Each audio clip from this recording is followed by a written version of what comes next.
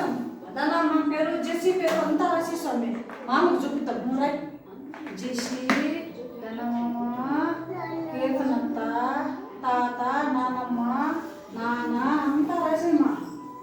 తాత పేరు, నానమ్మ పేరు, నాన్న పేరు, దానమ్మ పేరు, జగబాబాయ్ పేరు, రామమ్మ పేరు, గిరిమ్మ పేరు, అత్త పేరు,